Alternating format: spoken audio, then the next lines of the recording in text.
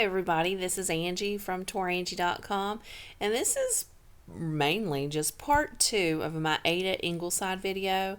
We are at the intersection here of Interstate 77, so we're technically still in the Ingleside area or driving through Ingleside once I pass the interstate. The video is going to be short. It's going to cut off at Greasy Creek because I will be doing a video just specifically for Greasy Creek. Don't worry, people of Oakville, I will get a video for you too eventually. But this 5-minute video, we're going to talk about Ingleside, just a little bit of information that I found, which I thought was really interesting, from May 26, 1927.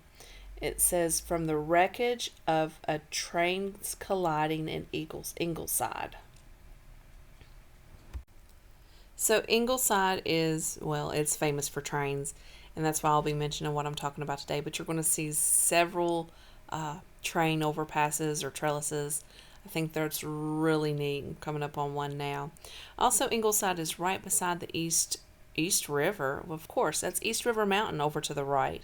But the East River flows right beside us, and it actually, in Giles County, flows into the New River. So let's talk about the train wreck in 1927. This article is from the Bluefield Daily Telegraph. Debris from the worst wreck in this section in years was cleared by the Virginian in Ingleside near the city at 3:30 this morning, 16 hours after two trains met head-on, killing 2 and injuring 20, according to a statement from dispatcher's office in Princeton. Puffing noisily, a wreck engine approached the scene of the disaster at 5:40 yesterday afternoon. Before its arrival, however, the eastbound coal train had been removed to Princeton in sections, and the passenger coaches were hauled to Ingleside. One passenger train, the eastbound number 4, went through Bluefield, transferring to the Virginia track again at Ingleside on the other side of the wreckage.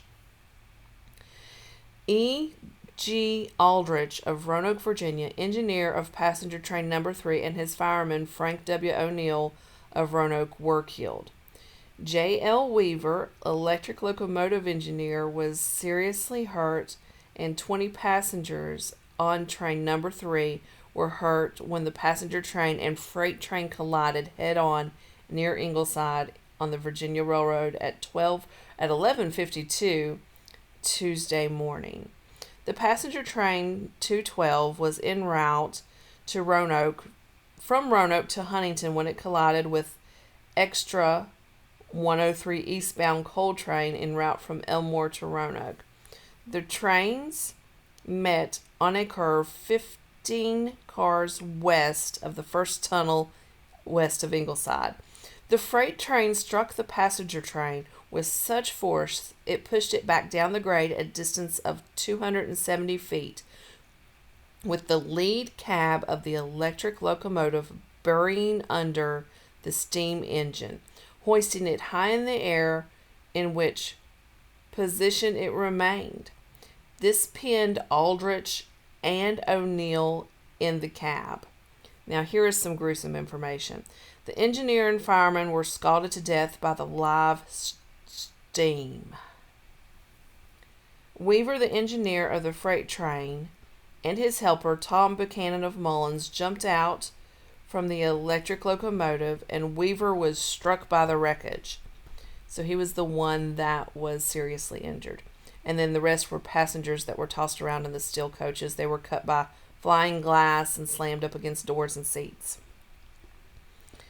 It says here that members of the crew of the rear of the freight train did not feel the collision, as it had slowed down smoothly by the time it reached the end.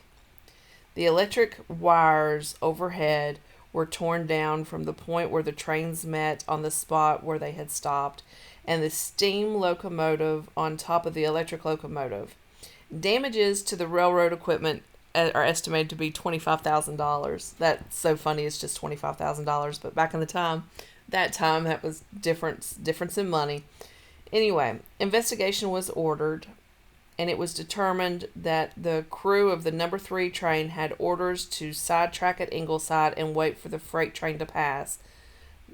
and the crew of the extra had orders that it was a clear track.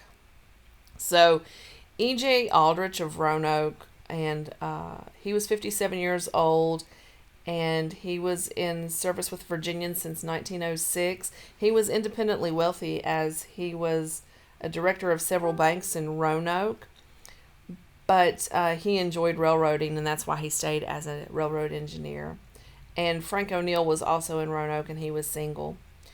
The wreck train from Princeton did not reach the tangled locomotives until yesterday. Several trips were required to haul loaded cars back to Princeton yards so the wrecking crew could get to work on the wreckage.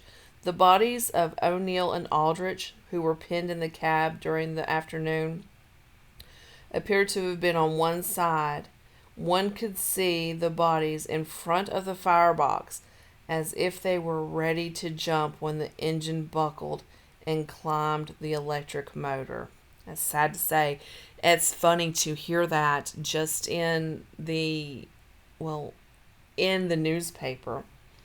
Anyway, hundreds of people walked and rode in automobiles to various points of the section to witness the wreck. Sheriff G.H. Crumpecker and 4 deputies were on the scene early to handle traffic and help secure the injured. So that was some pretty interesting information, and I know this video, it ended a little bit ago, and it's just holding on a picture, but I figured I'd finish the article that I was reading. So this is Angie from Tourangie.com. Come to my website, read my blogs, make appointments so I can help you plan your next travel adventure. Talk to you later.